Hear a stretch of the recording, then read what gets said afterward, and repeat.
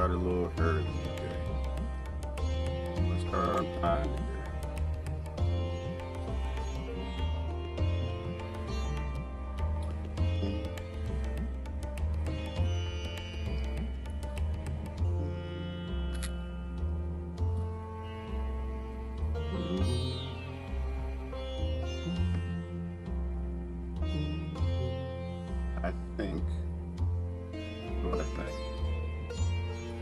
I think we might just be on a prison planet. We might just be. I think we might just be on a prison planet. I was watching somebody was doing like an analysis. They shared it out. They were kind of explaining the details as to why they think we are on a prison planet. I really don't need to see the details. Every day, I don't question it. If we aren't a prison planet, we daggone are an asylum. Some sort, we're becoming an asylum. Good morning, Fred. Good morning, heaven. Starting real early. I don't think anybody's going to join us for a minute. I'm going to be going anyway. Some things in the news I found to be interesting. It seems that we indeed have gotten through Christmas. Another Christmas. I'm kind of surprised. I didn't know we were going to see another Christmas. I thought, I wasn't sure. I was pretty convinced we were pretty much done. I thought we were going to be done last year. Silliness going on. Hopefully y'all had a good Christmas. Hopefully everybody had a wonderful Christmas. And Santa Claus, hopefully Santa Claus brought everybody everything that they were looking for and everything they needed. That would be a wonderful, wonderful thing. I don't know if notifications will go off today. It's like YouTube did not go off. Facebook probably won't either. But usually people don't jump in till it's like 15 before the hour. So I think that's probably part of it. This is a scene from one of my favorite movies. District 9. District 9. If you haven't watched the movie, watch the movie. We came here. Well, it wasn't us. Aliens. They came here on a spaceship. Spoiler alert if you haven't seen it, but they were exiled. I think they were slaves. Ship broke down or something. Aliens flew off. The strong ones flew off. They won't have anything to do with the slaves, and so the slaves were left. Let me put my sound a little bit. There we go. All right, we're good to go. Good morning, Brother Kevin. All right, so we are a little early. Let me make sure I want to put that. I was watching in the news. I kind of want to do something a little different. A little different. And the other thing is, I think if I could pick a name for this thing that we do, I think I want to call it Why the Aliens Don't Come Back. That's what I want to call it. Why the extraterrestrials will not come back. Perhaps why the gods must be crazy for making us. Why they won't come back. All of them. All of them. I don't think I'm going to talk about aliens today, because aliens are everywhere. We're aliens. Aliens on every continent. Aliens on every island. We're always finding aliens. Every different colors, shapes, sizes, tall, small. They found a little pygmy guy, the pygmy people who lived on that island. You know, we have the giants from the Book of Gigantes going back. There were always some aliens. Always somebody that looked different. Always somebody looked different, different technology in a different place where everyone says there was nothing and there always was something. So there are aliens everywhere. But I was looking at a theory this weekend. It was talking about, are we a prison planet? Like, are we exiled here? Is there something wrong with us where we got these psychopathic genes that keep making us do dumb, stupid, less evolved, unsentient things? It was an interesting rabbit hole. That's where I disappeared for a day. I don't think I was on Facebook much yesterday. I disappeared. I was kind of thinking about it. And I was watching another theory talking about what is the makeup of a sentient species or a sentient person. It was pretty deep. It was pretty deep. It was just talking about what is sentience. And I like to qualify myself to things like that. I think it's important to always judge myself. Don't worry about people judging me. I judge myself all the time. You know, do we kill? Do we kill each other? Do we eat each other? Do we steal from each other? Do we murder our children? Do we rape and violate and abuse the weaker in our species? You know, so I think they had like 10 things. I'll post the link, but there were 10 things they were going through qualification of whether or not we are sentient. And it was funny because the two kind of fed together, where if we're this psychopathic ex-con species in the universe that's here because we need to figure our stuff out, we're isolated, we're way out in the Milky Way galaxy on a spindle where nothing else can really get here, that we're, and some scriptures and there's some texts that kind of talk about that, how, you know, certain things won't be revealed to the ends of time, and that we're isolated, and in the Armageddon, the ends of times, these angels and demons get released in the Great War. And so, like, all of that is interesting.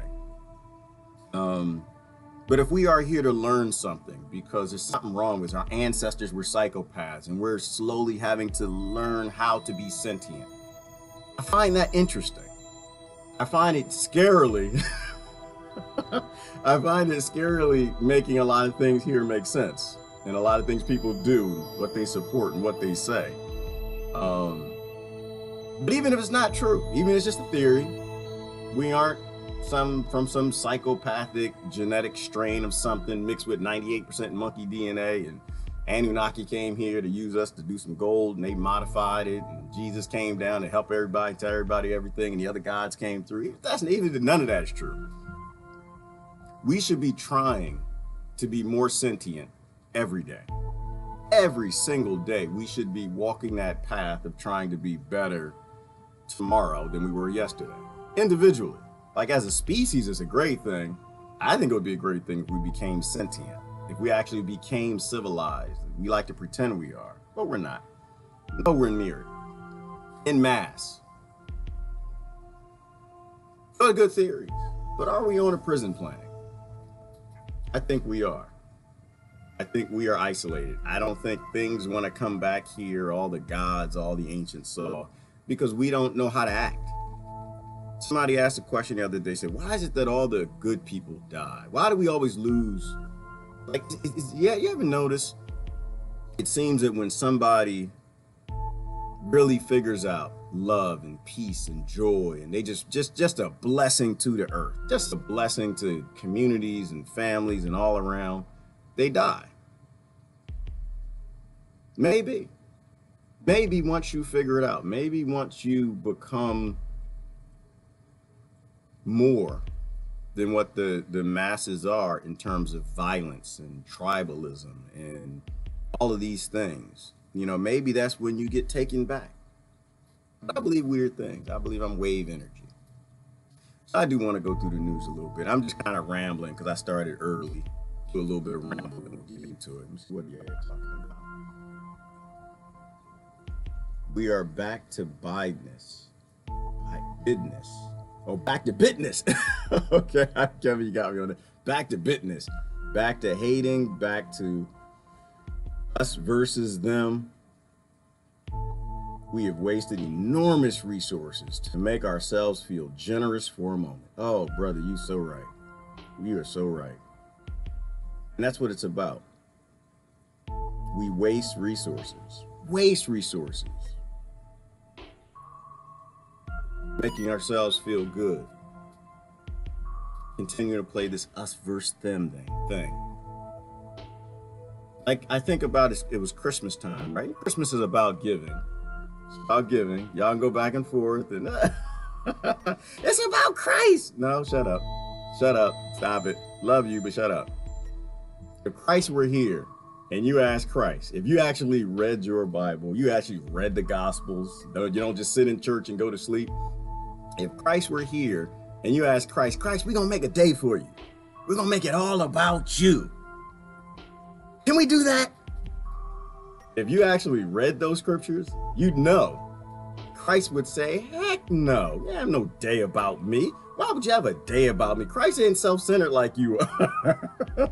Christ isn't religion-centered like you are. Christ wasn't even in a religion, okay? Number one. The day is about love. It's about showing love. And one of the ways we show love is giving gifts, not necessarily presents bought from slave minerals from another country where slave labor, kids are crying, pushed down into holes to get coltan to make it for you so you can get it to your kid to get some smiles on her face. No, it's about giving. It's about giving love. Right? That's the reason for the day. The reason for the season is not Christ. Shut up. Christ wouldn't agree with that. You agree with that because you like using Christ as a means of force and forcing your neighbor to do what you want them to do.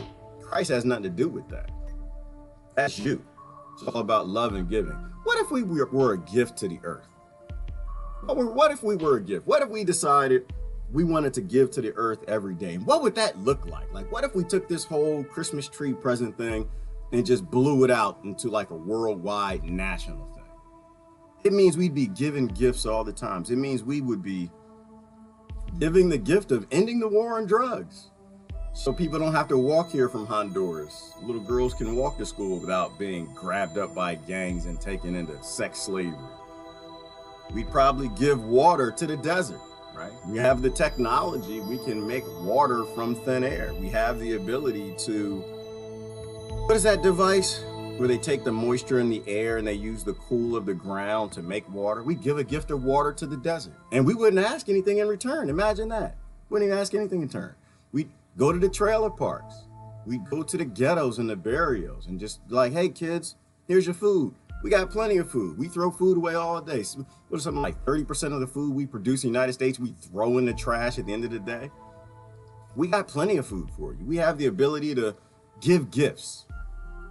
I think, Kevin, you sent me down this path, actually. You sent me down this path of thinking about why do we do this once a year? Because it makes ourselves feel good. We feel good once a year. Man, we're good people. We're good people, you know? I wish everybody a happy holiday, whatever that day is. Happy Hanukkah, happy Kwanzaa, happy Christmas, Merry pagan blood worship, like whatever you want to do. I'm good with it. As long as you're showing love. That's all that matters. Funny how the movies are a more public notice of real events, intentions, and news is more fiction than the movies. Al Frag, I agree with you. I agree with you.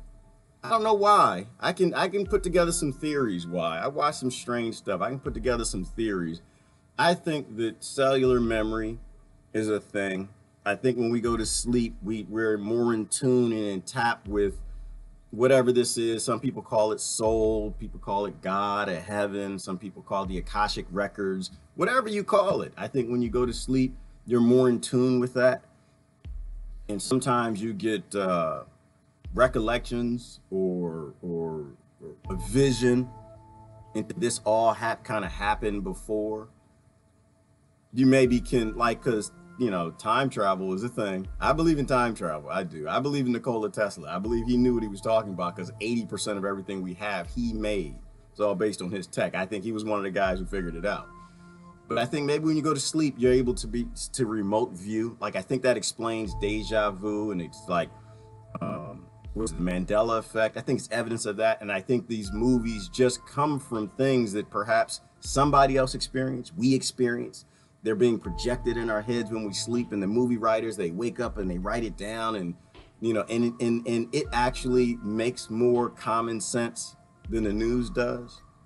That's why I love Hollywood. I love movies because there's so much truth embedded in it, from The Matrix to Avatar, District 9, some of my favorite movies. They really, they make sense. The news makes no sense at all, at all. Can't stand it. I can't stand the news. But I think that's what it is. I think that, like deja vu, you look at deja vu specifically. How in the heck is it that you know what's going to happen. How could you actually see that? And I don't think people think about that, Frag. I don't think they think about it enough. You actually saw yourself in this situation, and that was over there, that was there, she was here, she said this, he did that, and this happened. Explain that. That alone, deja vu alone, should tell everybody we don't know half as much as we think we do. We like to pretend we know things, but we don't know half as much as we think we do. The universe is a strange place, and I think truth is stranger than fiction. We got a couple of things we could talk about today, or we can parlay. I'm good with all of that. I saw some funny stuff in the news, and some really not funny stuff. Like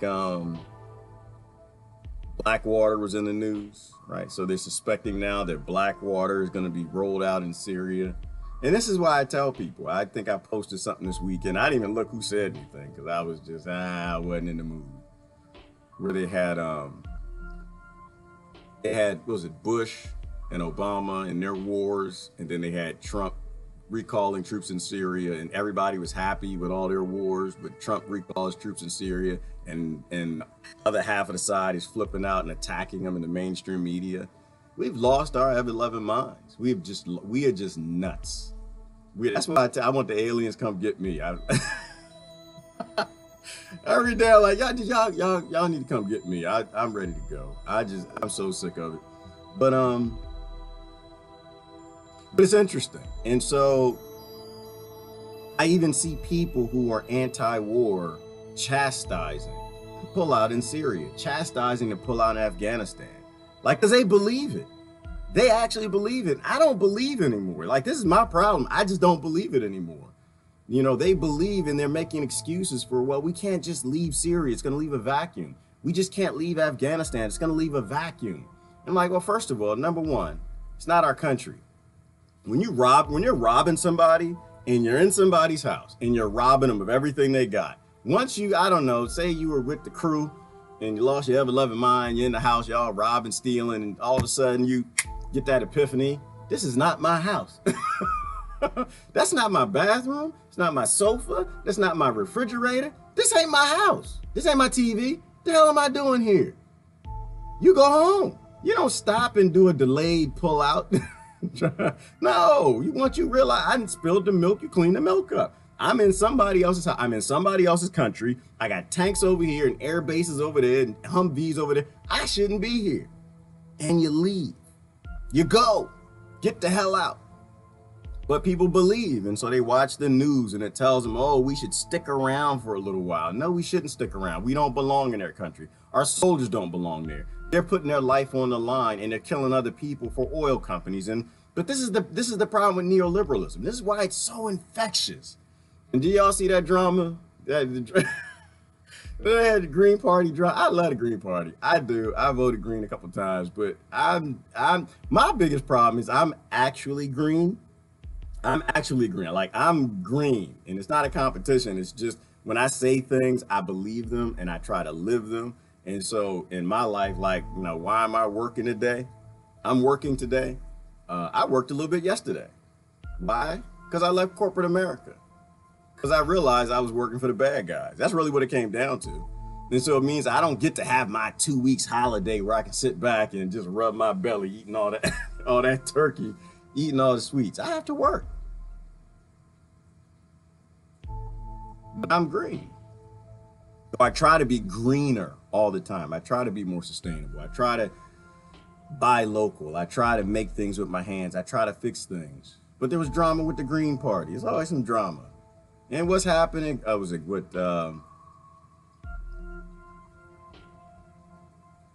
Somebody came out, I think was in Jill Stein's page, and said something to the effect of the Green News Network, which is a page I post on. I'm an admin on it, I guess, where I have post abilities.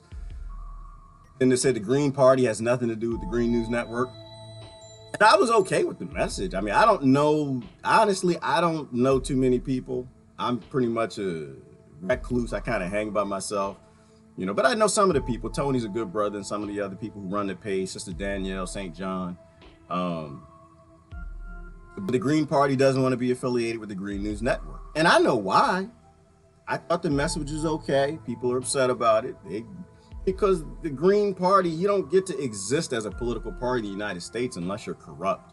You'll never get big. That's just not how it works. You have to get corrupt to get big. You have to take on neoliberalism. You have to take on corporate donors. You have to do those things.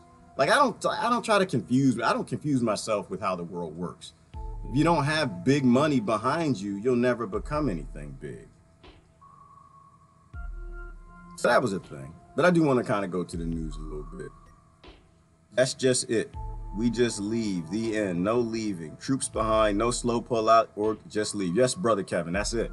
It's just leave. We made a mistake. It's our fault. We made a mistake. The only thing we gonna leave behind, the only thing we should leave behind are some grow facilities. Maybe they can grow some food. Leave some seeds behind. Leave a couple plants and stuff. A big I'm sorry letter, a big, you know what, we really messed up. We lost control of our country. We fell and we thought we were the global police. We thought the whole world belonged to us.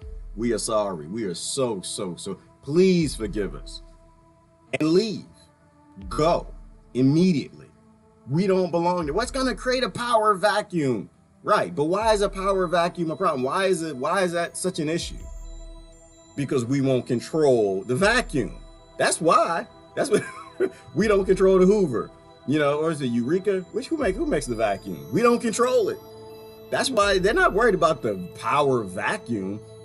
They're worried about those regions will put people in place who they want to be in place. The people who actually have the power in those areas. The people who we went in to go kill anyway because we wanted cheaper resources or free resources. The sellouts that we put in.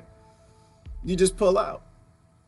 That's why I kind of think that some of these theories on us being a prison planet and us having this psychopathic DNA is possibly correct.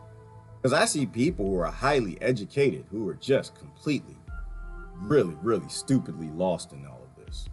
Like I don't pick teams and I don't join parties. Not for Trump, not against Trump. Wasn't for Obama, not against Obama. I'm for and against things. Right? I'm against war. Right? War is always a mistake. War is always a lie. Anything any president does to pull us out of that is a good damn thing. I don't think presidents make their own decisions. I don't believe that. To me, money makes the world go round. So money makes those decisions. And the things that money doesn't decide, a president might get to do. Short of that, money drives this world. So I don't get into the identities and the parties and some of that nonsense. Party farties. Exactly, Laura. Lori. Isms. Aren't real. Isms aren't real. They're very real to children, though. Children, Lori, are scared under their blanket. And you got adult children under their blanket hiding, and they believe in the isms. That's the only way they're real, because they use those isms to start war and do a lot of destruction all over the planet. So I do want to jump into the news a little bit. Let me see. I saw some stuff that bothered me, but this is why the aliens won't come back. They don't come back and say hi. If they do, they don't say hi to me. I don't see them. Well, I saw something flying over the other day. I don't know what it was. So it's interesting. Oh, you know what? Here's a good one. This is why one of the reasons the aliens won't come back. Oh, you know what? Before I show that, let me do this. Let me change my background. One of the reasons the aliens won't come back. Are we a prison planet? I saw this picture the other day. I love this. This picture blessed me. Let me see. Not that one. Pictures are worth 1,000 words. Where's that picture? The one I want to show is that it? No, that's not it. That's not it. There it is. Pictures, this is worth 1,000 words. Here you go. I like this one. After Christmas. You can't see him. To see the wise men down there. See the wise men. The wise men all following the North Star to the birth. I love it, alien Jesus. Anyway, let me show you this. And don't get confused and don't get upset. You calling Jesus an alien? No, listen. If Jesus is not terrestrial, what is he? If he's not from here, what is he? Exactly, extraterrestrial. Anyway, look at this. One of the reasons they won't come back. With Wix. It's gonna be a commercial. I don't want to buy it. I don't want to buy it. This is what Japan says it will restart next July. The commercial hunting and killing of whales in Japanese territorial waters. The chief cabinet secretary explained why. 我が国は Japan's basic policy of promoting sustainable use of aquatic living resources based on scientific evidence has not changed, and under that policy we have decided to resume commercial whaling. The government says the hunters will end their controversial annual expeditions to the Southern Ocean and Antarctica, provoking confrontations such as these with conservation groups. Greenpeace quickly reacted by urging the Japanese government to reconsider its ban reversal. And the marine conservation group Sea Shepherd, which has fought many battles with Japanese hunting fleets, says Japan's decision to abandon whaling around Antarctica is a victory, though their campaign will continue elsewhere. All right, so let's be clear on what's happening. So Japan is announcing their withdrawal from the IWC. What does that mean? That means that, 1,500 whales a year they say they can take for research purposes is over. They will take all the damn whales they want. They could care less about you. They could care less about them damn whales. And this is a problem. Oh, this is Sea Shepherd though. I love Sea Shepherd. This is why the aliens won't come back. Y'all remember Star Trek? Oh, let me see what she's got to say. This is why the aliens won't come back. We can't seem to learn to use technology to solve problems, not our greed, right? Because why are they going out to get the whales? They're going out to get the whales because they want money, not because they use it, not because they're Inuits and they're going to use it, the blubber and the bone for this, that, and the other. They're going to make clothes out of the skin. They're going to use the oil. They're going to use the whole thing up. They're doing it for money. They're going out to get the whales for money. Meanwhile, we know we can print whale meat, which is why it's so stupid. We can actually print whale meat and grow it in laboratories. They can grow whale steaks. They can have all the whales they want. But instead, they rather go out and murder some whales. This is why I'm against the whole news thing, right? They come up with these problems and they never give you a real solution based in technology. That's why the other reason I'm always about no secrecy. No secrecy in anything. We should have grown past secrecy. If you want peace, you can't have any secrets. You want peace with the whales, you want peace with the other nations, you want peace, you need integrity and honesty. You'll never have integrity and honesty when you have secrets. That's why I don't believe in your deep states and your CIAs and your FBIs and all your secrets. As long as you have secrets, the Russians will have secrets. As long as they have secrets, they'll lie. As long as you have secrets, they'll lie. They'll be scared of your secrets more, you're scared of their secrets. They'll make more weapons, more hypersonic this. See, you can't have secrets. All technology has to be in the open. So we know we can grow all the whale meat they want, but instead we're going to go out and murder a species that's always on the border of being extinct. Let's see what Nicole, who is this? Nicole, what she got to say? WC, Japan is walking away from the international body that is agreed under international law to be responsible for the management and conservation of whales. Leaving that body means that Japan is walking away from international law, and we're very concerned that they're beginning a new era of pirate whaling. Commercial whaling was banned by the International Whaling Commission in 1986 because of the hunting of some species on the verge of extinction. Pro-whaling nations expected the ban to be temporary until an agreement could be reached on sustainable catch quotas. Instead, it became a generally accepted permanent ban for the past 32 years. Many Japanese argue that eating whale meat is part of their culture. While 200,000 tons of whale meat a year was consumed in the 1960s, that dropped to about 5,000 tons in recent years. Japan is a leader of the pro-whaling countries, which include Norway, Iceland, Greenland, and the Faroe Islands. Japan is leaving the 89-member International Whaling Commission, but will continue to be bound by certain international laws.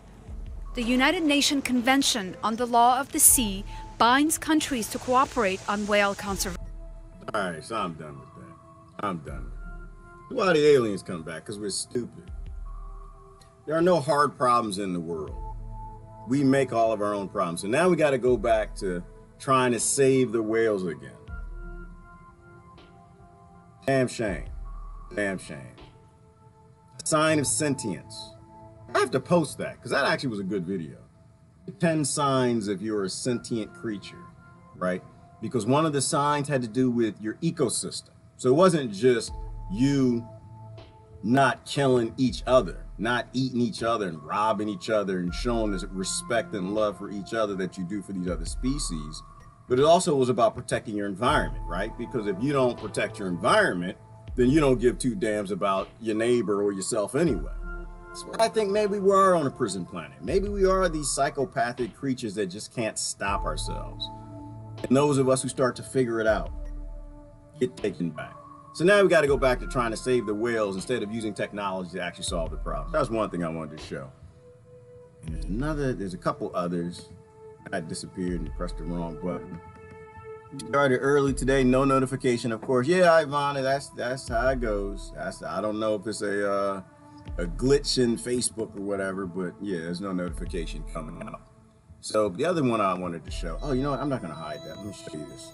You can see all the videos I watch. Every morning I get up and I'll go through the news and I try to find things that are interesting internationally. Because I'm not a local bigot, I'm not an American bigot. What else? There's something else was interesting. Russian threat. Oh, the wall. They released the design of the wall. You don't see the wall? See the wall? Oh, no. Always trying to sell something. I should get YouTube Red. Y'all got YouTube Red? Maybe I'll get YouTube Red. Wall. We're building the wall. We're building the wall, folks. We're building the wall. A big, beautiful, powerful wall. A great, great wall. And it's going to be a real wall. It's going to be a high wall. It's going to be a beautiful. It's going to be a wall that works. I would build the greatest wall you have ever seen.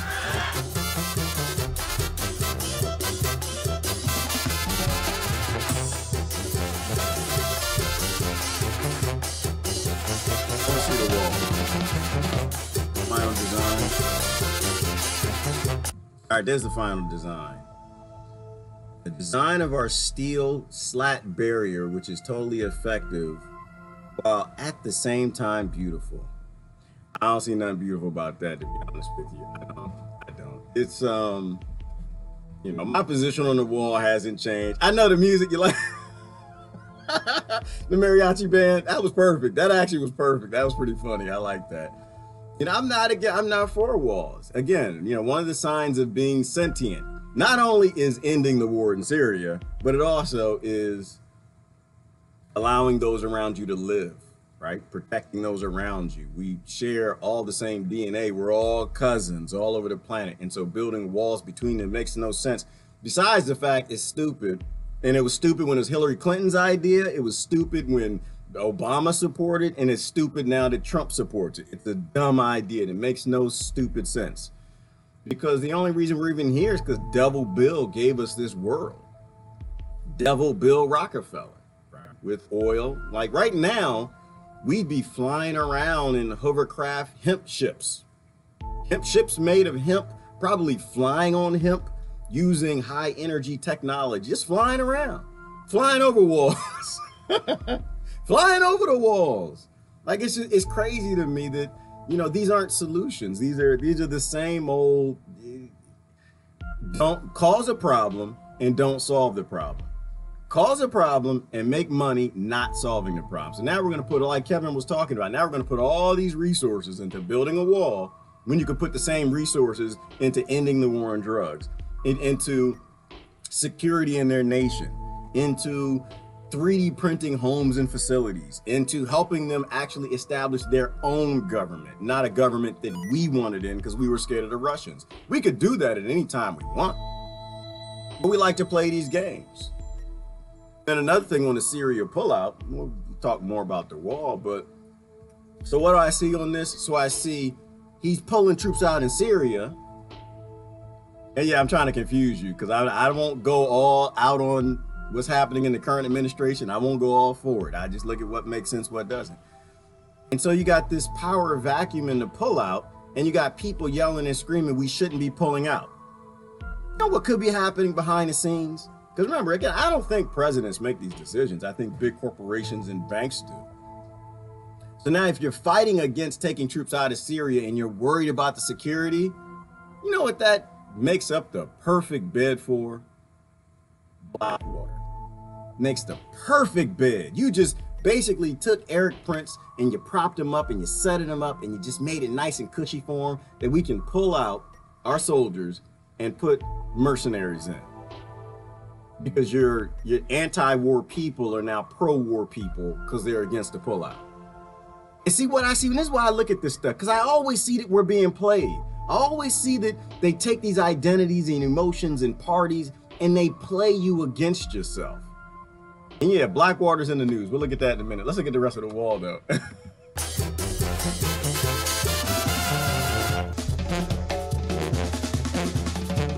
Of course they're gonna mock it.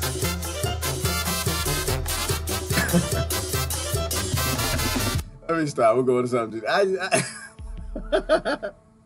It's funny to me. I can't listen to music because I'm gonna start laughing. Oh my God. Oh, did y'all see that movie? There was a good movie where they built a wall. I forgot to name. There was another movie I liked. They built this big wall between the United States and Mexico. Although I think Mexico built the wall. No, we built the wall because aliens landed and they were like infecting all throughout Mexico. That was another wall movie. Probably another truth. Because we're always being seeded from space. Wait, somebody's talking. What is he saying? Let's see what he's talking about. In maybe about 1998, when Trump talks about his ideas for the country, he sounds like playing the Sims video game for the first time. And now he's really proven me right, because you see this picture and it looks like something that a child could have made. It's cartoonish. It's amateurish. It's amazing that a group of people who are allegedly in charge of the country saw that design and said, okay, the wall is a largely unpopular idea. Nobody knows exactly how much it's going to cost. It's a total waste of resources. It's a total waste of money. It's a waste of time. I totally agree. And it's based in spite and bigotry. It's not based in spite and bigotry, though, because both sides want it. It's based in division and conquering. Because the other side, it was their idea and Trump went with it. That's why it has nothing to do with who's in office. It's just a dumb idea. It's all about division. It's about getting something to get people to fight about. They forget that their side was for it. Now it's not on their side. They're against it. And they don't really even see the contradiction. They don't even see it. It's a total waste of resources. Totally stupid, totally ignorant. And yes, the other thing is they say, well, he's acting like he's SimCity. He's playing SimCity for the first time with policy in America and the world. And I agree. It does. It seems like that way. And that's one of the only damn reasons that I'm not upset that he's there. That's one of the only, there's a few of them, because I'm sick of your PhD lying bastards that get in office and they make things sound good and they do the same thing. There's no difference between the current administration and any other administration in anything significant. There's no difference. The only difference is in how he talks. That's it. He doesn't defend himself and he doesn't make it sound good. He doesn't make you stupid enough so you want to attack him. The other guys were intelligent. They had well plotted out plans. They listen to Wall Street a lot more. I think he listens to other billionaires and y'all listen to them billionaires, but there is no difference in the administrations, so you can attack the wall because it is a stupid idea, but it always was a dumb idea, right? We're supposed to be sentient. We're supposed to be trying to help people, not block people, right? All right, I want to go into Blackwater. Let's go into Blackwater because this is how we end up here. They play us, and so now we got people who are worried about the power vacuum leaving Syria. And let's see what that'll lead to. Let's see how this works out for Syria and the people left behind, knowing that the people who run our government always go to the mercenary solution. See how Edward Prince is just salivating, loving the anti-war, pro-war voice now that's talking about the extraction. All right, let me pull this up. On your porch, reading about guns and hunting and all things good. And then you see this ad. We are coming. We are coming. Blackwater, judging by the logo, the infamous private security group whose trigger-happy antics further disgraced the very name mercenary. Request permission to engage with intent to conduct a smash. Over.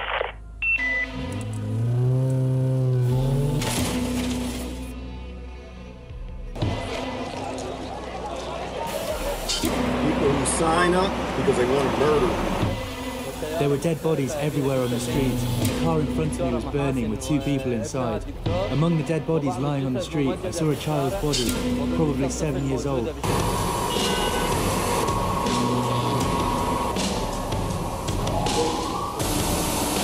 pause for a minute. So you know what I see? I see people now who are against the pullout getting behind Eric Prince's idea that he already purchased, because they've already got the numbers. They ran the numbers on how much it would cost for him to have an Air Force, how much it would cost for them to get in there in Afghanistan and Iraq and take over, and I imagine Syria too. And it's all a numbers thing. Money makes the world go round. So they've already produced the plan. They've already been active under Bush, Obama, and they're going to be, and they're active under Trump. But I see now that the great excuse for putting Blackwater mercenaries in to stage mass shootings every damn day in these countries are people who are getting behind pulling out is a bad idea because they just don't like Trump. You see, does anybody see this, or is it just me? Like, I see it happening. Like, I see these steps. Like, if I were Blackwater, that's exactly what I would do. I would say, you know, I'd go ahead and pay him. I'd pay him off. Say, listen, this is what we need to do. You need to do a quick pullout. Why? Because everything that you do, the people on the opposite side are going to hate, and that's going to be a great vacuum to pull us in. You get out of the war, you have a savings, and we get to shoot all the people we want. Play it again. Play it again. Just getting played time after time. And this is why I say it's all about adulting. Because when you're in the shoes of an adult and you have decision-making capabilities of a child, people get murdered. That's the real world. People get murdered.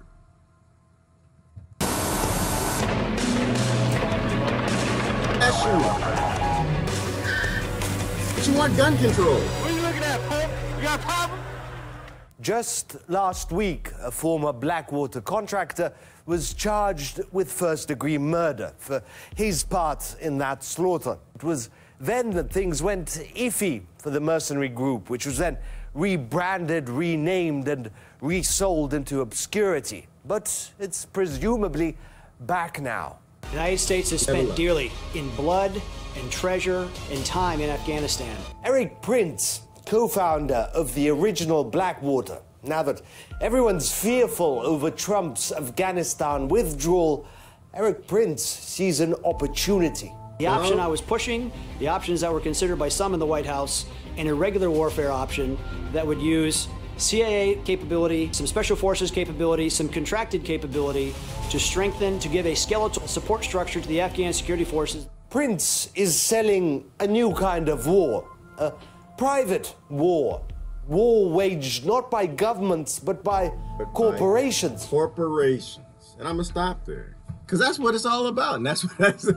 No, and I said, no, he doesn't see an opportunity. That's not how this works. They bought the opportunity, right? Every politician has told you that. That's why I'm constantly posting about it. You know, Obama came forward and said, we got an oligarchy. That's what it is. Trump came forward and said, it's a swamp. You got to drain it. And every time we buy a politician, they'll do exactly what we tell them to do. Bernie Sanders came forward and told you. Everybody's telling you this. Everybody is saying, don't vote for us. They're all saying, we are bought. We are an oligarchy. 2 of the universities came forward that we are run by corporations. There are no political parties. There are no identities. All there are corporations and money and scams and business schemes like this that they plan out 10 years ahead of time and get a lot of people murdered because you're off in drama land. You're off, worried about Trump and his penis and Clinton and his penis and Obama and his ears and Obama and his Muslim whatever. And we just get played time and time and people die because we can't grow the hell up.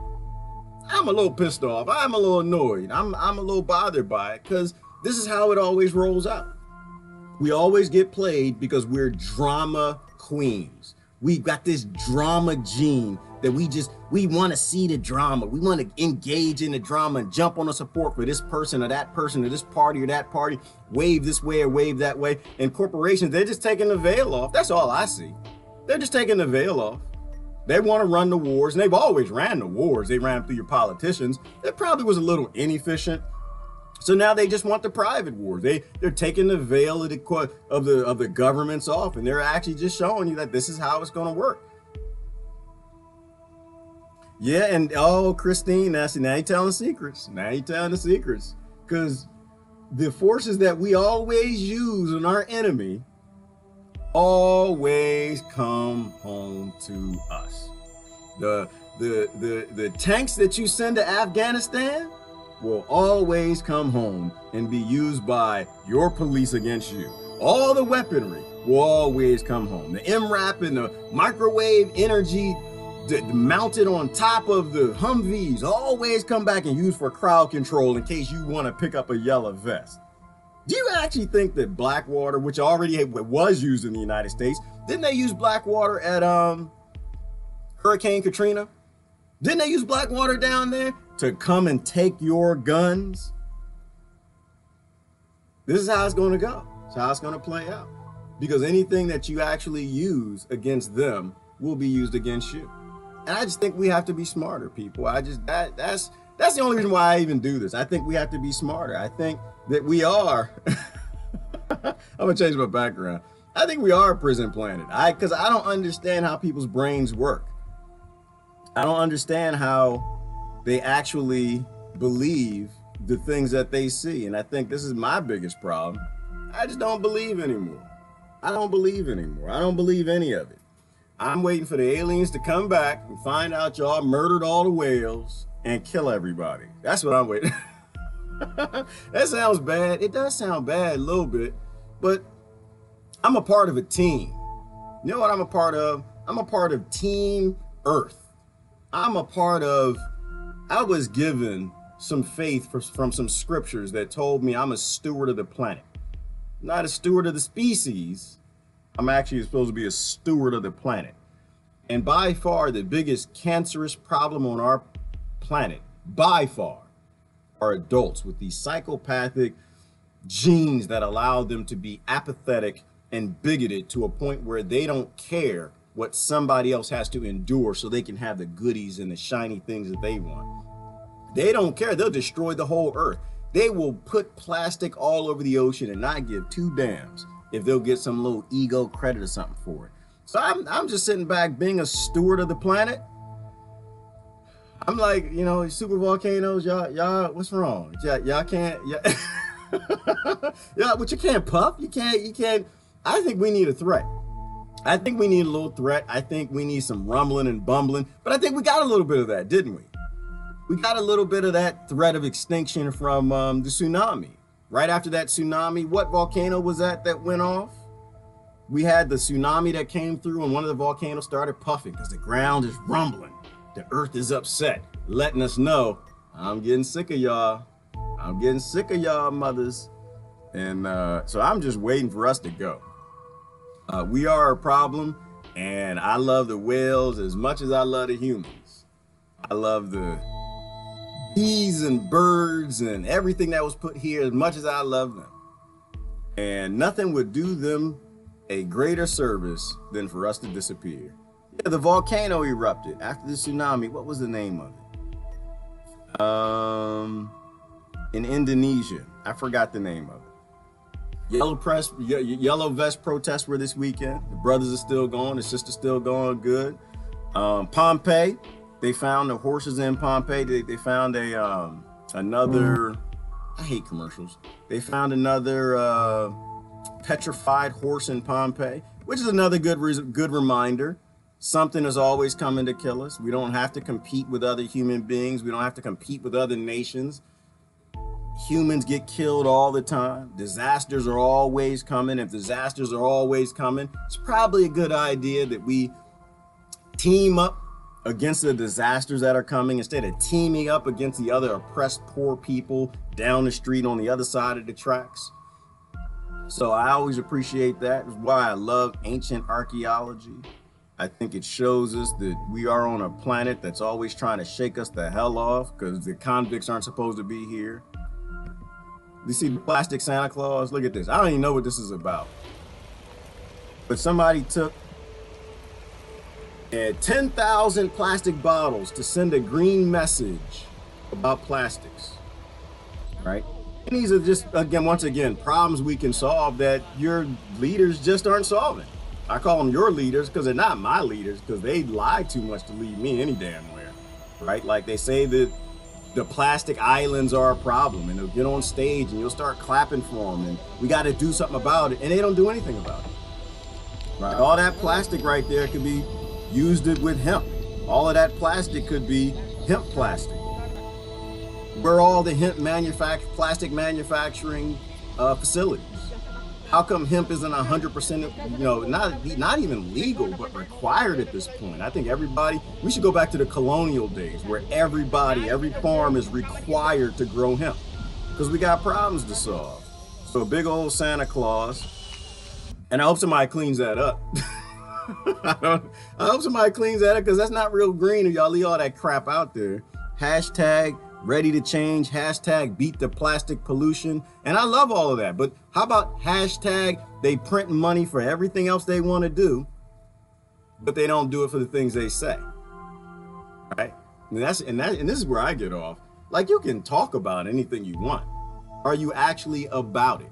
Do you put your money where your mouth is? That's why I always go back, and keep going back to some of my friends with MMT, which is, yeah, they can print all the money. They got all the money. They can print any money for anything they want.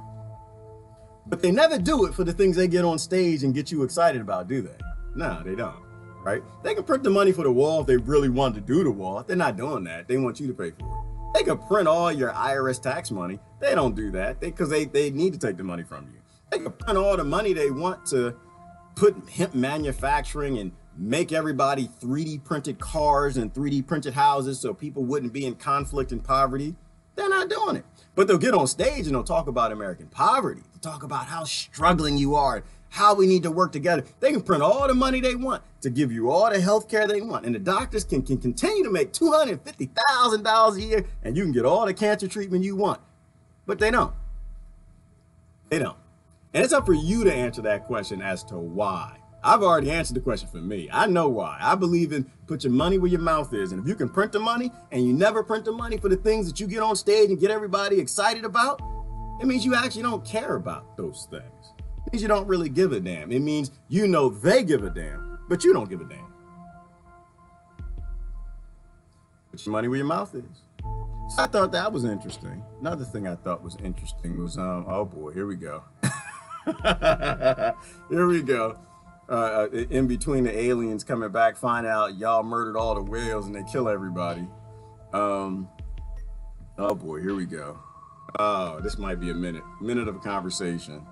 The US Girl Scouts are warning parents not to encourage children to hug guests this Christmas. The organisation says that the hugs could lead to other types of physical affection and that the child themselves should decide whether or not to give a hug.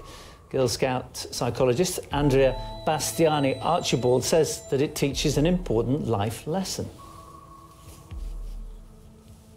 Sadly, we know that some adults prey on children, and teaching your daughter about consent early on can help her understand her rights, know when lines have been crossed, and when to go to you for help.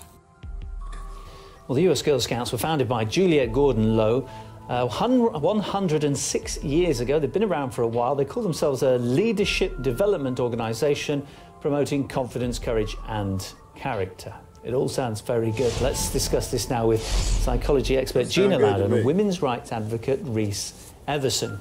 Great to have you on, ladies. First to you, if I may, Rhys. Could there really be worrying consequences if a girl hugs her aunt or her grandparents at Christmas? Well, here's the question. Does the child decide on their own that they want to participate in the embrace? Yes, it's a hug. Yes, it's the holiday season. We're all feeling very festive. However, children have to learn self-determination, self-autonomy, and they have to realize that they're in control of their bodies. If you don't teach a child early on that they are in control of their bodies and that they are in control of their boundaries, then they're subject to later on not be able to set healthy boundaries. And if a child does not get into the habit of setting healthy boundaries, then what you have is a person who's open to issues like sexual harassment in the workplace and sexual assault, and not being able to properly tell people what's acceptable for them. Gina, what do you think of this? Is it okay to tell parents, you know, you shouldn't encourage your kids to hug family members?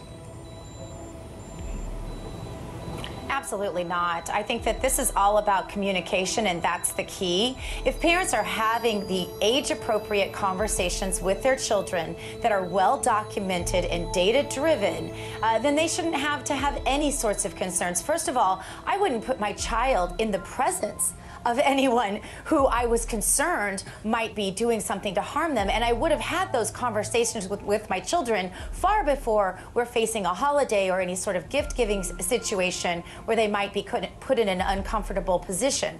Having said that, if you have discussed these matters with your children, I certainly hope and encourage all parents to do so, when a child is given a gift, they should be gracious about it. Whatever is family appropriate, different families have certain different levels of affection, but at least a warm thank you, and you know, as I think was mentioned in some of the suggestions, maybe at least a high five or a fist bump, something like that. But we do want to raise our children to be gracious recipients. All right, I gotta stop. I have to stop. Oh Lord, oh gosh. All right, let's break this down a little bit. All right, so the Girl Scouts are putting out a warning, the Girl Scout psychologist, that we need to be concerned with our kids hugging when they go to Christmas parties or whatever and they exchange gifts. All right, so outside of the fact that this is not news, I think somebody said it a minute ago, it's a diversion to get you to think about dumb stuff that you don't even need to think about. I'm gonna tell you about my family. First of all, if you buy my son a gift, he will be hugging you. And I don't care if you're a creepy Joe. It doesn't matter who you are. Because you know why? Because I agree with her on this point. If you're going to be a creep at the party, you're not going to get quiet time with my sons. You're not going to get quiet time if I had a little girl, right? If we go to your party, I already know there are no creeps there. And if there is a creepy guy, he's not going to have a chance. And I'm gonna be watching the hug. You know why? Because after you give all the gifts and everybody exchange stuff, you get the hug. If you hold one of my babies a little too long, it's gonna be a problem. It's gonna be some repercussions. First of all, because I believe in the truth and I say the truth. If you are a creep in the family, and sometimes, let me say it the right way. All right. There are people who have challenges. Right? I am very thankful that I don't have the challenges that some people have. Right? There are people who are born with the psychological makeup, or they're abused to a point where they do things that are socially unacceptable. I get that. If you are one of those people, I don't believe in secrecy. If it's obvious that you're holding little girls a little too long, you kissing them on the cheek a little too much, I'm gonna say something. That's just how I am. I'm not a quiet guy. Obviously, I'm not a quiet guy. In my family or not, family friend or not. If I see that you're holding one of my nieces and nephews, one of my kids, somebody else's kid straight down the street, and you hold them a little too long after a hug, after a Christmas present, I'm gonna say something, right? And it might be a joke, it might come out in the form of a joke, because initially I like humor. I think humor breaks the ice and allows people that you can make a point in a way that you need to, like, hey, whoa, you know, you sound like a little bit like creepy Joe Biden there. You wanna let her go for a minute? You're holding on a little long. Yeah, okay, all right. You know, I'm joking, but I ain't joking. I know it's a little creepy. You might have some psychological stuff happening, but we don't do that in this family. We don't do that in this house. You do it again, we might have to go outside. Yeah, yeah. And because that's how things are supposed to go in the family. It takes a village to raise a child, right? We don't, let me tell you this, and I'm getting in trouble on this one. I am not a call the police family. I'm not a call to police family. It just doesn't work out that way. The very few occasions where we had somebody who came in the family who didn't understood that you will not be hurting our women, they were shown the door. They were explained to them very simply, we are not a call to police family. Why? Because sometimes some things are worth going to prison for. So you're gonna behave. We're not gonna pick up the phone and, we need to come help us. Somebody's hugging and abusing one of our little girls or little boys. And so, all right, outside of that, I don't want to go too far down that road. I'm just saying, I don't outsource protection of my family to police officers. Why? Because it's not their job. That's why. I don't outsource protecting my community to the military or anybody else, or the CIA, the FBI, any of these other groups that it's not their job. It is your job to protect the children around you. And so we can go on with this conversation. I'll post, you can watch it, we can finish it, but to me, it's nonsense. It's nonsense, right? You raise your own children. If you know somebody's at the party that got some problems, then you don't take your kids to that party if that person's coming. It's very simple. I don't even see why anybody even has to talk about it. Yes, you will be hugging somebody who gave you a gift if you are one of my kids. Yes, children need to know their boundaries, right? I had aunts kissed on me a little too much. I done did that. That's important too. It is important. I done had aunts, oh, well, hey, you left some saliva right here, girl. Like, hey, whoa, I done had that. Go to somebody's house, get a kiss, they pinch you in the butt. I done had that. And by the way, little boys are abused is probably, I'm gonna go on the cliff. I'm gonna go on the cliff here. They like to throw the statistics and they like to say little girls are abused more than little boys. I don't know that you know that. I don't know that you know that. I know that you produce those statistics and they say that they say one in four girls are abused and 1 in 6 boys. How do you know? How do you know? Where did you get that statistic? And when little boys are abused, do they report it as much as little girls? And do little girls report the abuse all the time? We know that they don't. I know that I know parents are more protective of little girls. I know that they're less likely to let you walk and take your little girl behind the pulpit or in another room or something like that. I know that. Little boys, we don't even watch them. Half the time, we came out, get out the house, go on play, come back before dark. We don't even watch them. So how do we know that little girls are abused more than little boys? We don't know any of that. All we know is when you're not watching your children, bad things can happen. Bad things can happen. To me, it's parenting one-on-one. You don't let your kids run wild. You kind of know where they are. You know who they're around. You send them out in groups. Kids in groups do great things. Because one can run away. We never worried about kidnapping as kids. But the other thing I saw about this little news divisive, divisionary, we know how to raise your children better than how the village has been raising children for the last 5,000 years, and we know how to do it better because we're a psychologist. I don't get off on all of that. But I do know is this.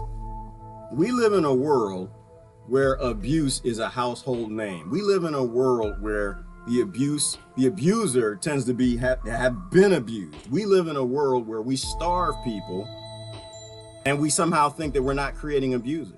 All of these problems have simple solutions, but that's why listen to the behavioral scientists from a society level. Your politicians write laws to make poverty a thing. They write laws that create scarcity, that create abusers and abusive environments. So of course, these things are gonna happen. The other thing, you ever notice, why is that lady blonde hair, blue eyed? And the other lady, dark as can be with black hair.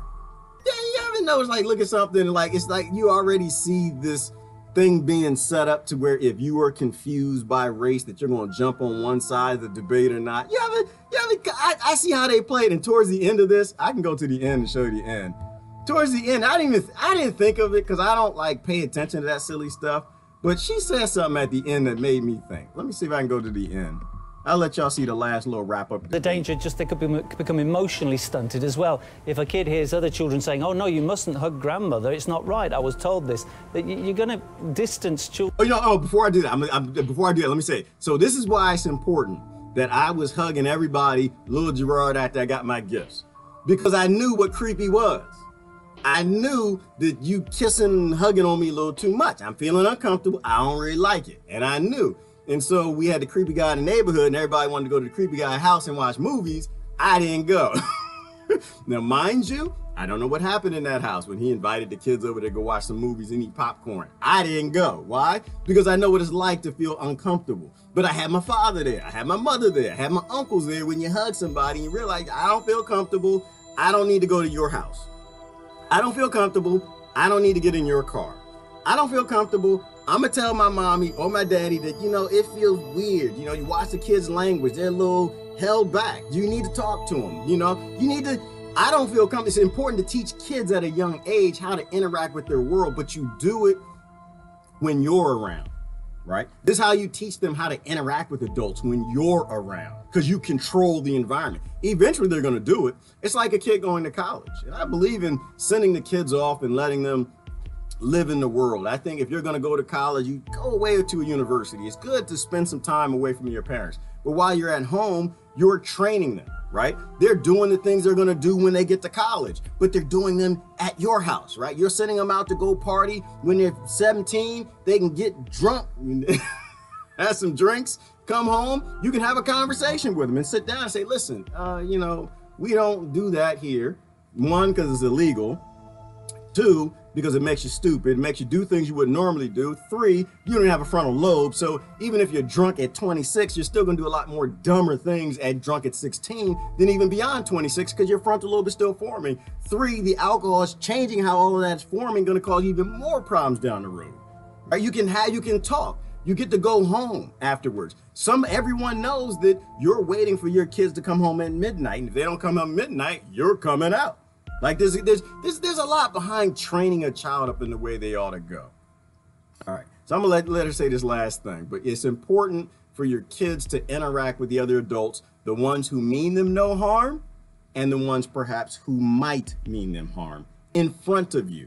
Why? So you'll know what's going on and they will be equipped to deal with those situations later on in life. They won't be totally over trusting of everybody. Children from relatives. Absolutely not, and it's all preposterous. First of all, let's be clear. We're talking about girls specifically because 1 in 4 girls compared to 1 in 6 boys prior to the age of 18 find them. Shut up, I don't care. It's like the rape statistics. I don't believe none of that. All we know is most women have been raped. That's what we know. And I think most boys could have been. Themselves victims of sexual assault.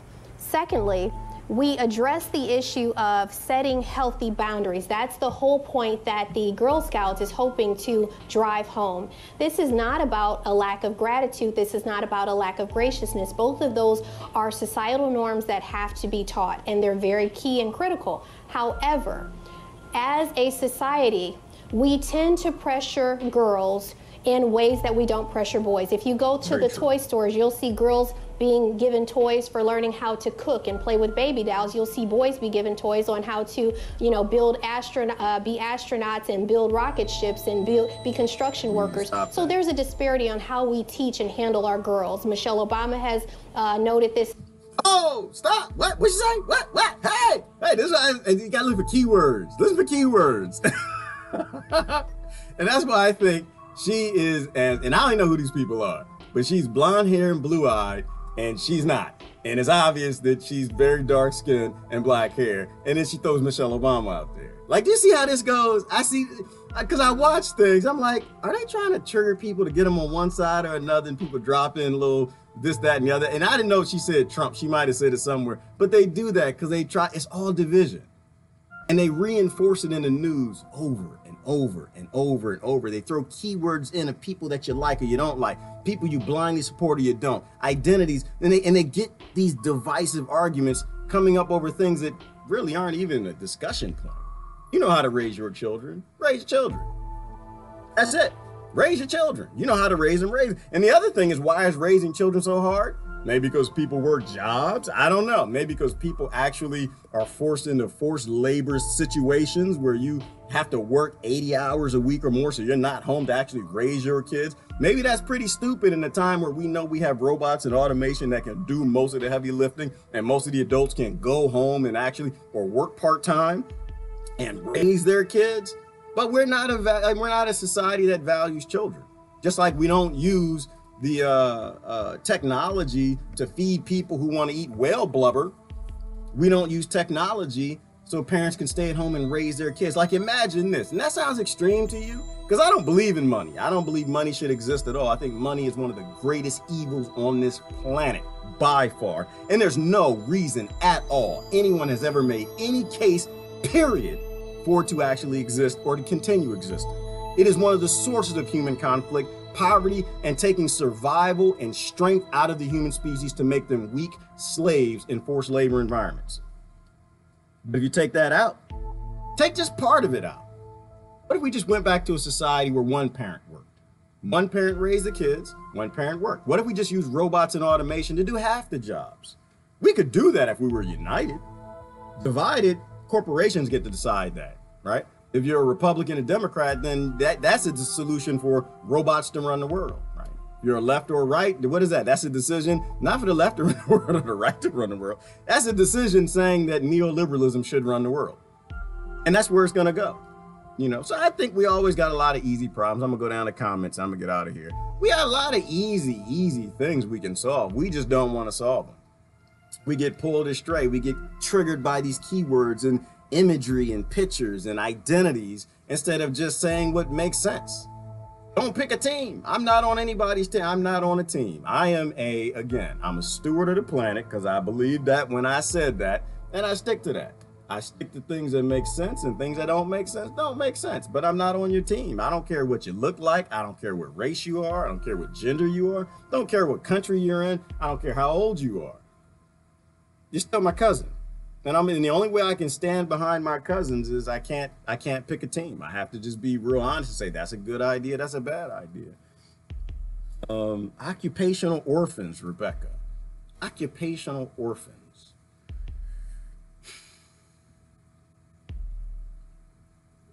That's deep. That's deep. If you're talking about our forced labor society, I'm agreeing, and it makes sense, is that our occupation has become orphans, and that we are these orphans to the corporate state, where we're always little orphan Annies. We are little orphans where you're born into slavery as a human being. You can't go live your life and be free. And every year, they break us down and make us weaker, more dependent on the system, more dependent on infrastructure, more dependent on these things. And so we can't ever get away. And we're being abused like a little orphan Annie. They abuse us all the time. The shame is Orphan Annie can't get away. We can get away anytime we want. We can walk away at any time we want. Be an educated consumer. Yes, Ellen, that's the other thing coming out of Christmas time. Oh boy, sure got all those slave presents going around. So we reinforce slavery. We reinforce mass incarceration, who make a lot of the presents too. We reinforce colonization, which caused all the immigration. We reinforce all these things because we're not educated consumers. 17 of us today. Where's everybody? Still in a sugar coma from Christmas. Yeah, people sleep, Deborah, because they didn't have to work today. I work today. There's no sleeping for me. I didn't walk away from that having holidays and breaks and stuff. They say a man doesn't work, a man doesn't eat. I just can't work for criminal bastards. But the other thing is we're not 17. That's being prejudiced. We got 10 or so people over on YouTube too. Don't forget them. Our YouTube people here. Don't forget them. I ain't forgot y'all. Brother Augustin's over here. What are y'all talking about? Age of Credilla. Hey, Brother Kevin, the measure of our faith is what we do outside the temple. Yes, it is, Kevin. And that's why they probably don't let you in any church anywhere you go. They probably let you in certain churches, right? The measure of faith is just not what you talk about, it's what you do about, it's what you be about, right? Just like I say, if I believe corporations are bad, I shouldn't work for corporations, so I don't. I believe that, you know, the things that Christ said in those scriptures about loving people and feeding hookers and not judging people, so I live that life, right? Politicians don't believe anything that they say on the pulpits because they don't actually do it, but you still follow the religion. They don't print the money to do all the things they find to be important that they get you excited about, but you're still excited about. Be about what you preach about. Give your children books. Yes, Ellen, give your children books. Educate your children. Educate your children, not only in your culture, in your family, but upgrade them. Upgrade them. I'm doing everything I can to upgrade my kids. I'm upgrading them from a religious perspective, from an education perspective, in every way. They already know, don't believe half the stuff that's told them in history class or any of it. They already know, don't believe half the stuff that the health teacher tells them. They already know that. They come home, they tell them the health teacher all the time with me. You know, they already know that the pastors and the ministers are preaching from only a very small subset of ancient texts that all of our ancestors wrote down a long time ago, and that you should look at all texts and all science. I try to make an upgrade. I'm trying to upgrade them. Negotiating and cooperating with your neighbors with transparency, which is not capable from DC in their vocabulary. You know, so the interesting part about that, Age of Credilla, is negotiating and cooperating is the act of an adult. It's the act of a mature, sentient adult, solving your problems through dialogue and negotiation, not war, violence, sanctions, and destruction, or sending weapons to their country because you don't like what the other side said. And we don't force ourselves sometimes or our government to act mature. So they have no reason to act mature. They don't have a reason at all. That's why I'm not a government blamer. I don't blame the government at all. Their job is to get away with everything they can get away with. And if we let them be immature because we fall in with these identities and parties and politics on things that aren't political at all, they're human rights related, they're scientific, they're let's not kill everybody related, then the government's going to do everything they can. So I totally agree. You know, but when you have transparency, you got to have honesty. And then you can have a negotiation, but we don't have transparency. We got total secrecy. Our children become orphans because of our corporation, our occupations. Exactly, Frag. And we are literally locking our kids into a future of slavery. Literally, we are the ones. It's not the government. It's not the CIA. It's not the FBI. It's not the Federal Reserve. It's not fractional reserve banking. It's not central banking. It's not the Illuminati. They didn't do that to us. We are doing this to us. We are doing this to our children. We are ensuring that they will be slaves to robots or corporations. We are ensuring, and this is why it was my thing with the Green Party. That's why I'm like, I voted Green not too long ago, but I'm a little standoffish. Y'all a little too anxious to join that neoliberalism train. You're a little too anxious to join that, because where did that start? Didn't that start with, was it Reagan or the Republicans? They're the neoliberals, which is basically giving corporations all decision-making ability over a society, now a planet. The Democrats decided they could be better sellouts with neoliberalism, giving everything to corporations than the Republicans did. So Clinton won. And now the Republicans, which were always neoliberal, they fed it into the Constitution Party and the other party. And so Gary Johnson, like I saw him slide too. He slid too as a fourth party, third party. He slid and he said, we support mass vaccination. You support mass vaccination? Okay, he bit the neoliberal train. He bit the corporate rule train. So I had to walk away from that. I walked over to the Green Party. And now the Green Party, trying to be a better Republic, Democrat, neoliberal than the Democrats are. So, I'm really green. I'm sorry. When I say green, I mean green. I mean sustainable green. I mean local green. I mean sentient green. I mean stewardship green. So hopefully they pull back. Hopefully Gary Johnson, the Constitutional Party, pulled back. Hopefully the Republicans, Democrats pull back. But the problem is, I believe in money. I don't believe in your news. I believe in the effects of money. Let's say I don't believe in money. I believe in the effects of money. And when people bite it, they get that twinkle in their eye. When they start getting some of that neoliberalism dollars from corporate rule, from corporations buying decisions, they don't let go. I think that's too delicious and it's too nutritious to greed and gluttony, and I don't think they'll let go of it. Our children are orphans due to the time-consuming parental occupation. Our children are orphans due to time-consuming parental occupation.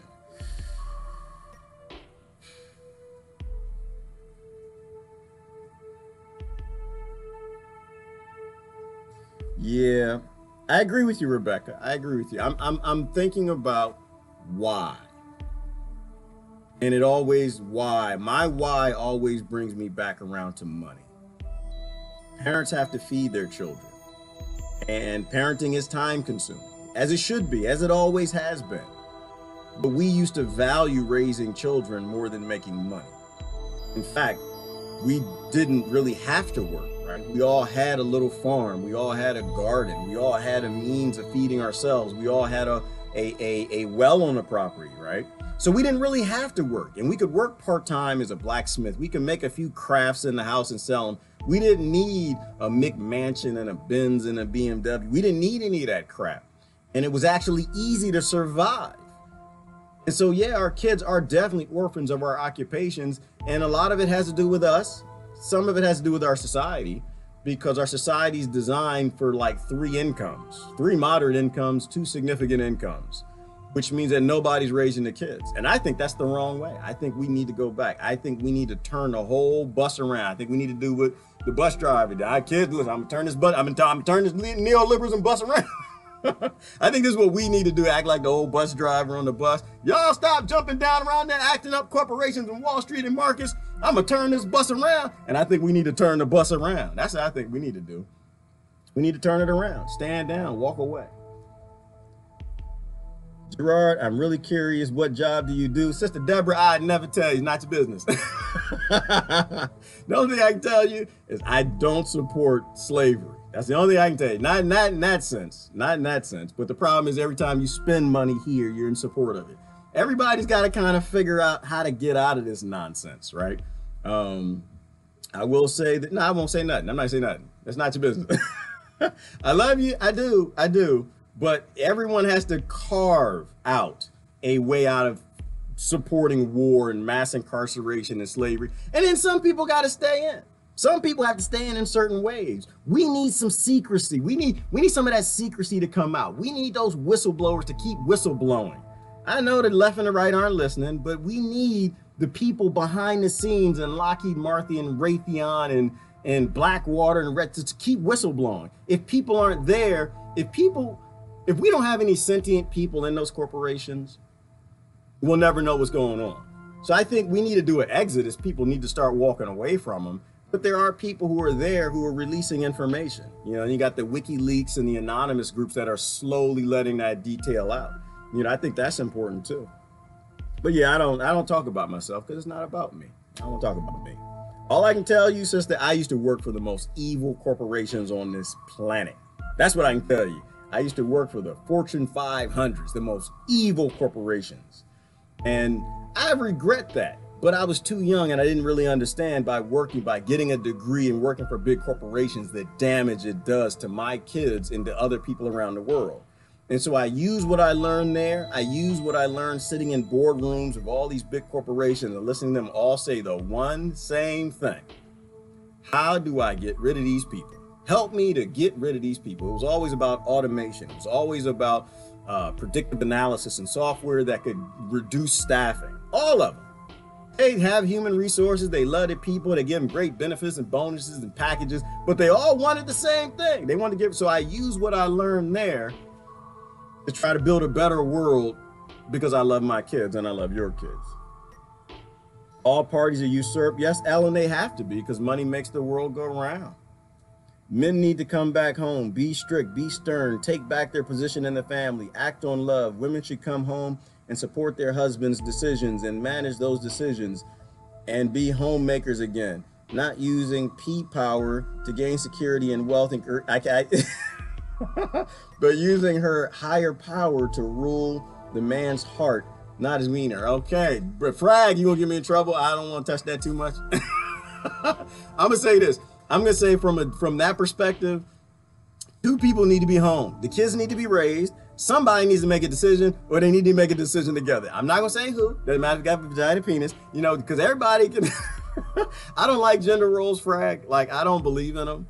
I think in some families, you know, the woman is a little more dominant, and others the man is. I know what you're trying to say, and I agree with you, but I'm gonna take the gender part out, right? Because like what she was saying earlier, I agree with her that, you know, we need to stop raising little girls to be with baby dolls. We need to stop raising them and not give them the astronaut toy. We need to stop raising them and not give them the doctor toy. Like we do need to push towards this, let the child choose who they want to become. If we continue to buy them toys that teach a little girl she's supposed to be Barbie and she's supposed to be homemaker and Ken drives the car and Ken goes to work, and like we got to stop doing that. And so I 100% agree with you, 100%. We got to go back to raising our family. I know that's what you're trying to say. I'd like to take the gender part out of it, right? Because there are some women who are significantly more dominant, right? There's some women who are significantly better at finances. There's some women who, you know, they make more money in the job. Sometimes the man has to come home and raise the kids. So I think every individual family, they got to kind of figure that out. You know what I mean? But I know what you're saying. I totally agree. Absolutely agree on that. Feminism, women in the workplace. I think people should do what they want to be able to do, Wanda Links. You know, whether it's they want to work, they want to stay home, raise a kid. I'm gonna tell you, me, what I want to do is what I decided to do. I decided I wanted to stay home and raise my kids. That's what I did. So I started working from home. I used that big corporate money to work from home because I wanted to put my kids on the bus and I wanted to get them off the bus. And it worked out really well because their mother had a job. She couldn't do that. We were separated at the time, and I loved it. It meant that anytime there was a PTA, something happened at school, I was right there. It meant that when my kids, before they didn't have to go to daycare, my younger ones.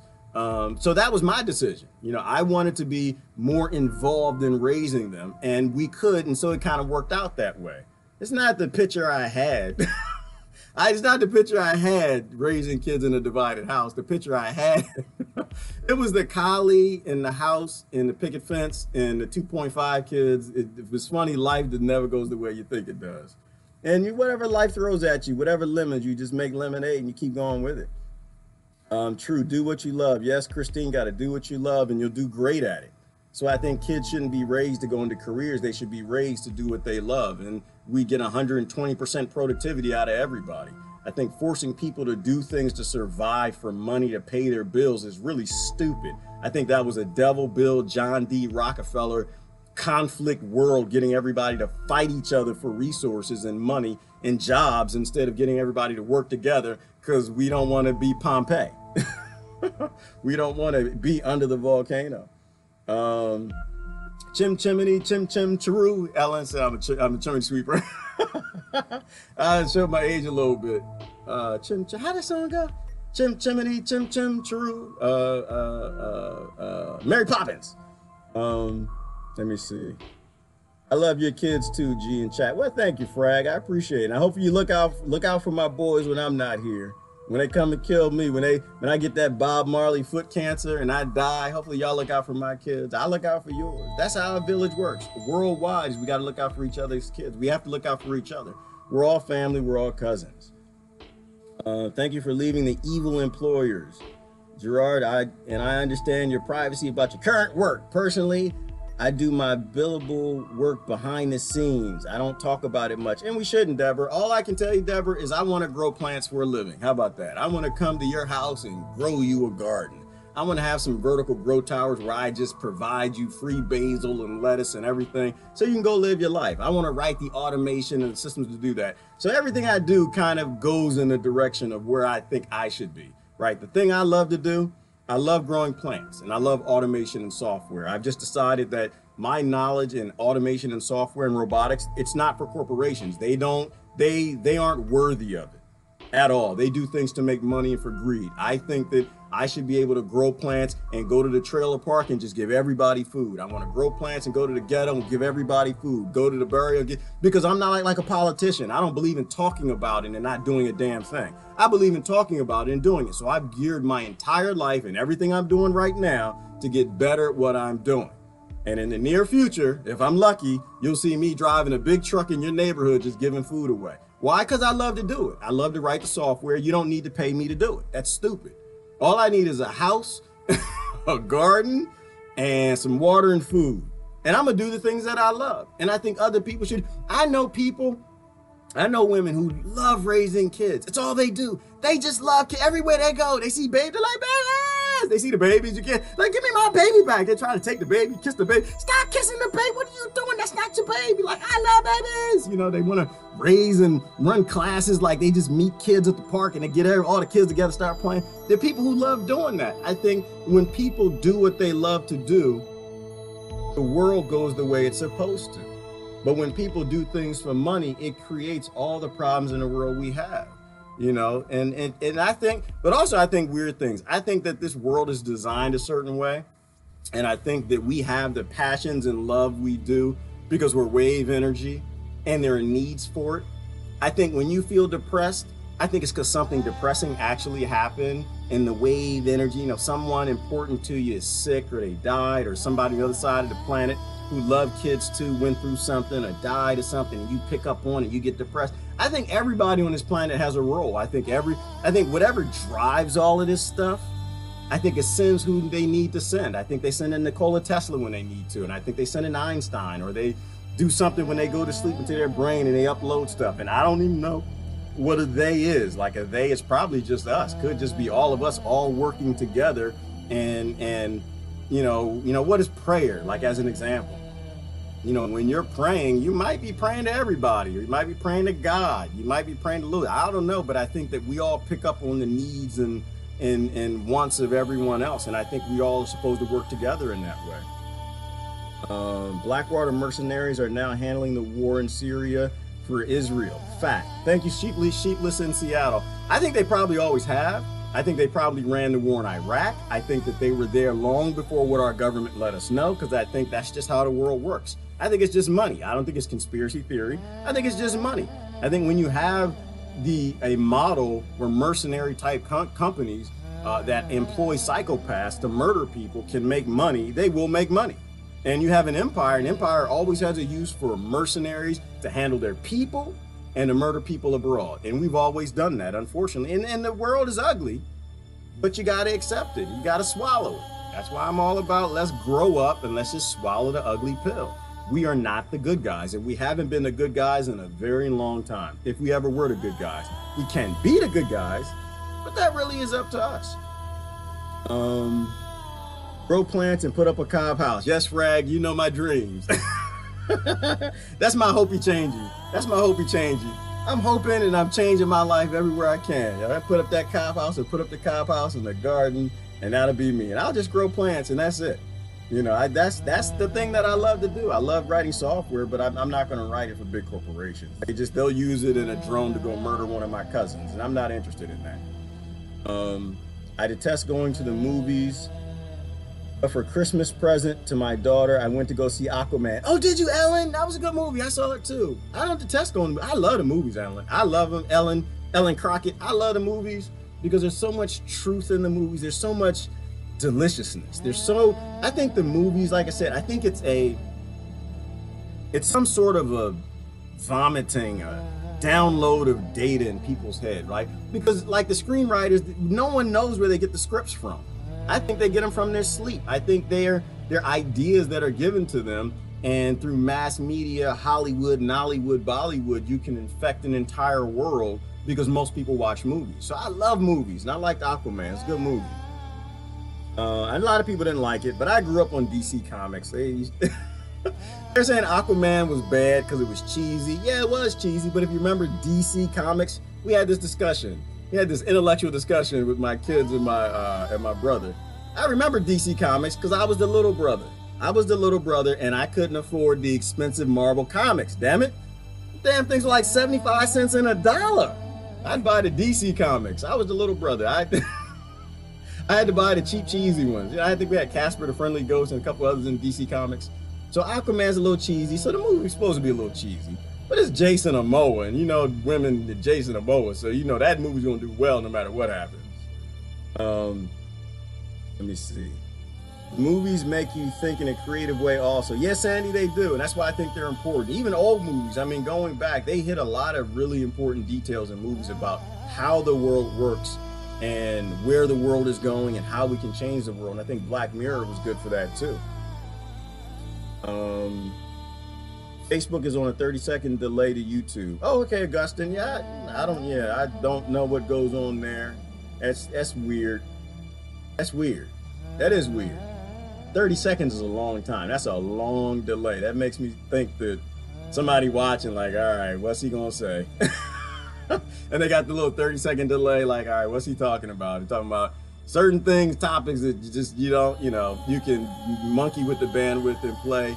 Maybe I got the attention of the Aleutian NATO Global Alliance. Hopefully I do, and hopefully y'all watching me, because listen, if you're watching me right now, Aleutian Alliance, you're a human being. You are. You work for very evil people. They do very evil things. You are a cousin of mine. I don't like what you do, but I get it. You gotta pay your mortgage. Here's the reality. We all gonna die. It's just not a hashtag, it's a real thing. Aleutian Alliance, we all gonna die. You either get back on Team Human or you stay on Team Corporation and War. Those are your choices. You know, you can stay employed, and I hope that you do. but you know the time to act. And when that time comes to act, and you can be an Assange, you can be a Edward Snowden, you can be a Manning. When your time comes, we need you to act. So you go ahead and play with my bandwidth if you got to. Suspend my notifications. You got to do your job. I understand this. You got everybody on the left mad at Russia. So now your job is watching people who are talking honesty on Facebook. I get that. But when your time comes, it's time for you to remember what your DNA is.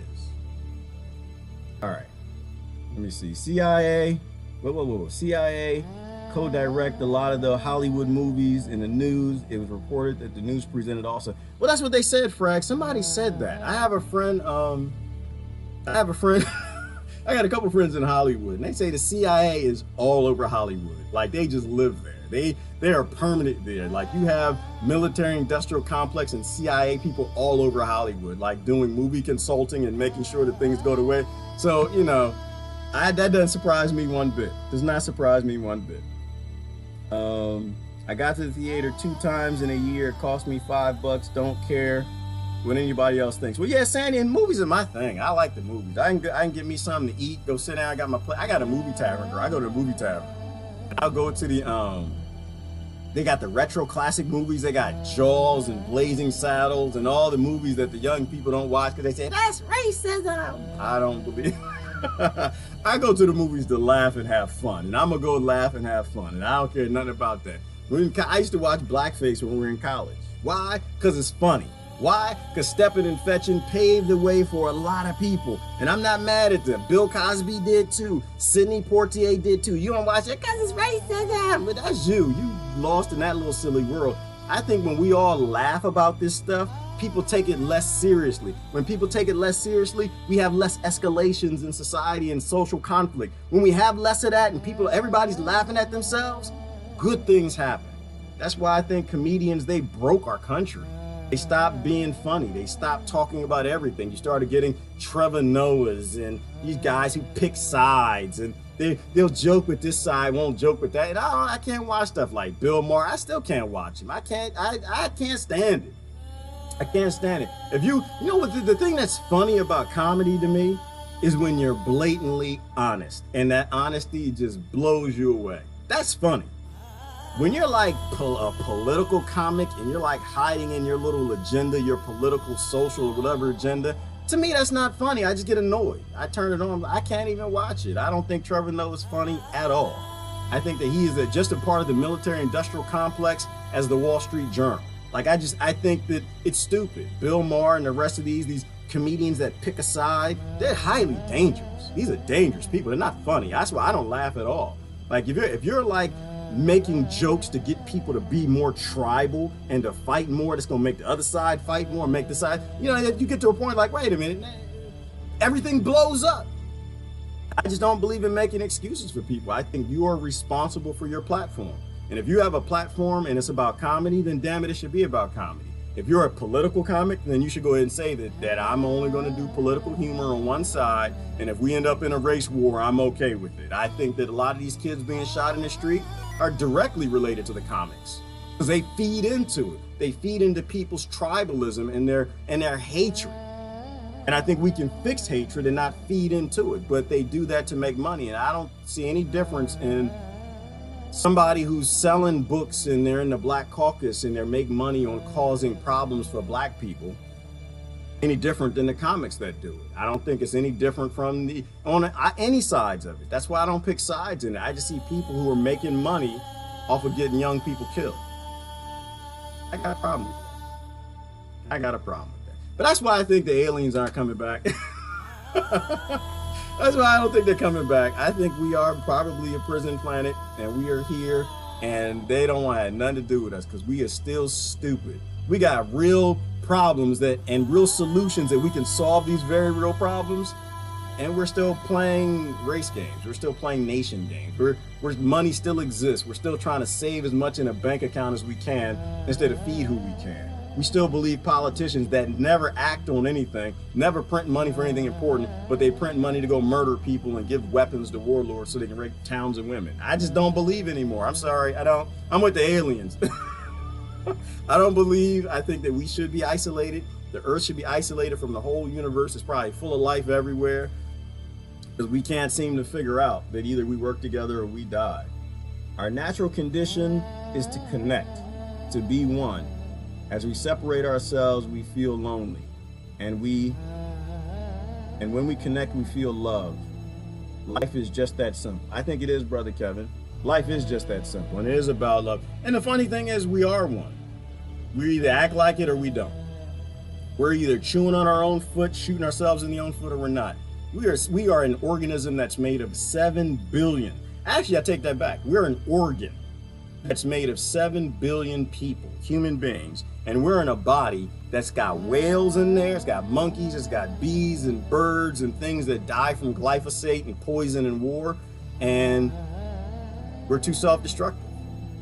We're too self-destructive because we can't realize that we are one, and we are one. Whether we realize it or not, doesn't really matter, we still are. We either die or we live. And it's all based on us figuring out we're a part of an ecosystem, we're not individuals. In that sense. Anyway, gotta go. It's Gerard. Love y'all. Bye-bye. My goodness. Merry Christmas.